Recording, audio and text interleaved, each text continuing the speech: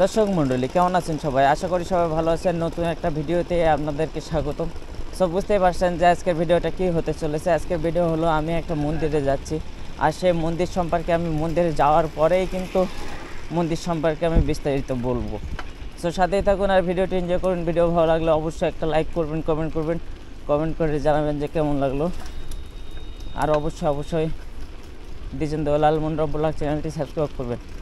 আর যারা এখনও পর্যন্ত দ্বিজেন দেওয়াল মন্ডল ব্লগ চ্যানেলটি সাবস্ক্রাইব করেনি, অবশ্যই চ্যানেলটি সাবস্ক্রাইব করে পাশে বেল বাটন আছে, বেল বাটন চেপে দিয়ে অল করে দিবেন যাতে আপডেট ভিডিওগুলো পান। আর এই মুহূর্তে যারা ফেসবুক পেজে ভিডিওটি দেখছেন, আমি তাদেরকে রিকোয়েস্ট করবো যে ফেসবুক পেজটি ফলো দিয়ে সাথে থাকবেন যাতে আপডেট ভিডিওগুলো পান। সো ভিডিওটি দেখতে থাকুন, আশা করি অনেক ভালো লাগবে। তো রাস্তার অবস্থা দেখতেই পাচ্ছেন, ছোট্ট একটা রাস্তা, আর এই রাস্তায় প্রচুর পরিমাণ যানবাহন চলাচল করে, যেহেতু মেন রোড প্রচুর পরিমাণ খারাপ এই কারণে। আর এখন কিন্তু অনেক সকাল 7টা বাজে, আর শীতের সকাল 7টা মানে কি বুঝতে পারছেন তো, বেশিরভাগ মানুষই 9টা-10টার সময় ঘুম থেকে ওঠে। আর আমি অনেক সকালে ঘুম থেকে উঠে কিন্তু আমি যাচ্ছি মন্দিরটা। আর কি বলবো, ভালোই লাগবে আজকের ভিডিওটি, আশা করি সবার কাছে।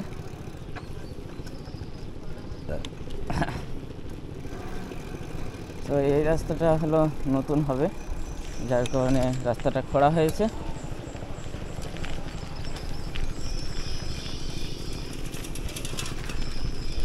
তো দেখা হচ্ছে মন্দিরে যে,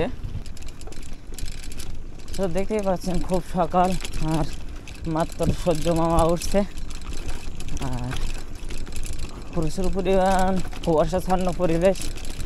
তার মানে কী বলবো, প্রচুর পরিমাণ ঠান্ডাও আছে। আর আমি যাব মূলত মন্দিরটা যেয়ে মন্দির সম্পর্কে বিস্তারিত বলবো। থাকলে থাকুন, আশা করি আজকের ভিডিওটি অনেক ভালো লাগবে।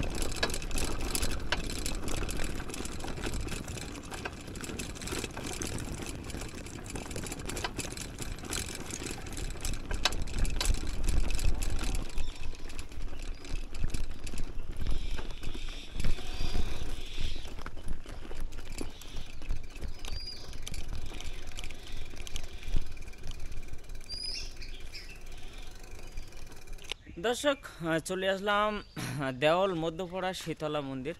সো দেখতেই পাচ্ছেন যে শীতলা মন্দির, এই হলো শীতলা মন্দির। আর এখানে কিন্তু প্রতিদিনই ভক্তদের আগমন ঘটে, ভক্তরা আসেন এখানে, কারণ অনেকেই রোগ ব্যাধির জন্য আসেন এখানে।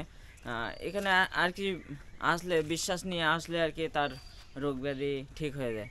তো দেখতেই পাচ্ছেন যে শত বছরের সেই পুরাতন মন্দিরটা এখনও আছে, কারণ এটা হলো সংস্কার করা হয়েছে।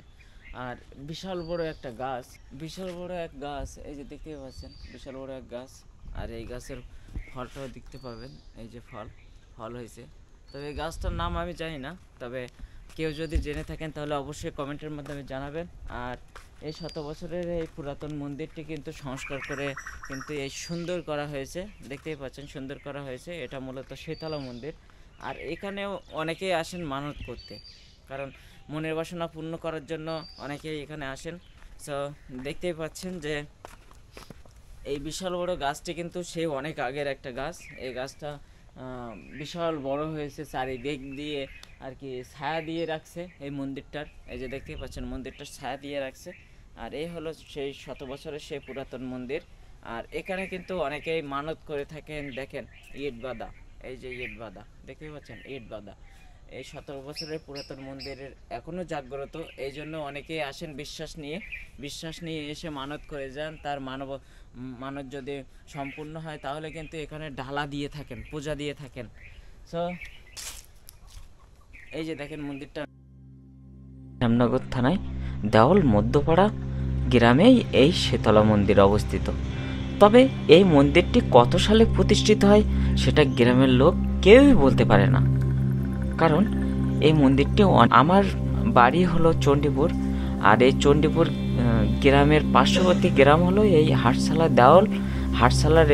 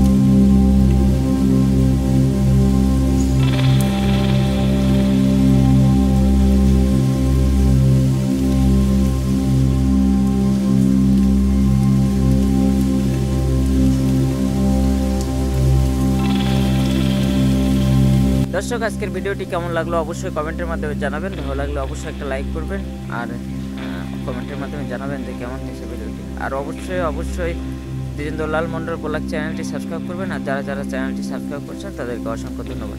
এই মুহূর্তে যারা ফেসবুক পেজে ভিডিওটি দেখছেন আমি তাদেরকে উদ্দেশ্য করে বলবো যে ফেসবুক পেজটি ফলো দিয়ে সাথে থাকবেন, যারা ফলো দিয়ে সাথে আছেন তাদেরকে অসংখ্য ধন্যবাদ। সো ভালো থাকবেন সবাই, সুস্থ থাকবেন, নেক্সট কোনো ভিডিওতে দেখা হচ্ছে, বাই বাই।